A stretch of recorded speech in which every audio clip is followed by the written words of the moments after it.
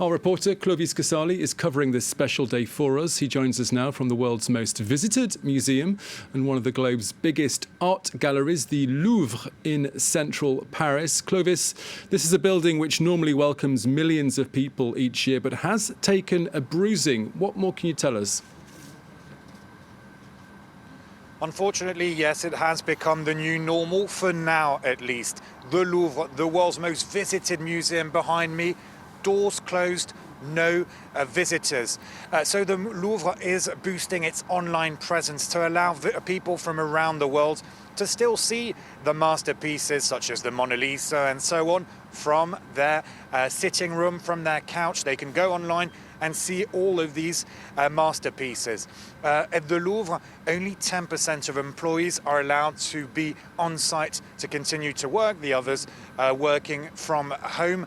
And if there is some positive in these very difficult times, well, it's the fact that at least with no visitors allowed in, the Louvre and its employees can restore pieces, can reorganize rooms, and can also brush up the facade, the outside part of the Louvre Museum. And that's some of the positive coming out of these very difficult times. Everybody here, of course, is hoping for a reopening very soon, possibly during the month of January, but that will depend on the Covid-19 figures here in France.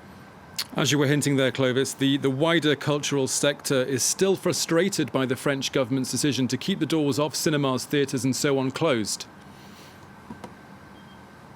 Absolutely, and I think it's fair to say it's not just the arts and culture sector, but the whole of France. Here we're in Paris with such a diversity of culture, of museums. You've got the Louvre just here, you've got the Orsay Museum here, you've got the Eiffel Tower, you've got all of these landmarks that welcome tourists and visitors from around the world and also from France.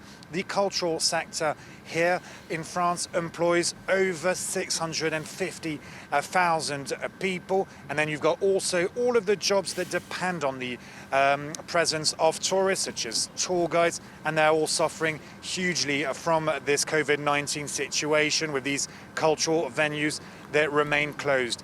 The government stresses constantly that it is supporting the sector more than many countries around the world.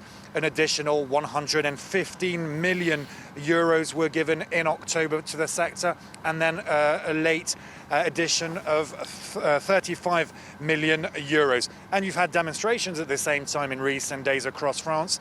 Thousands working in the sector saying they need more, and especially they don't understand why culture is not deemed essential like other businesses. While you've got large shops, small shops, public transport still welcoming the public, well, these cultural venues aren't allowed, and they really don't understand, and they're trying to put pressure on the government to get a reopening as soon as possible.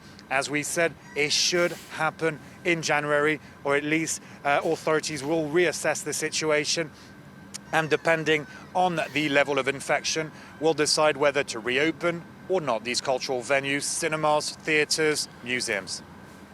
Clovis Casali in central Paris, thank you very much.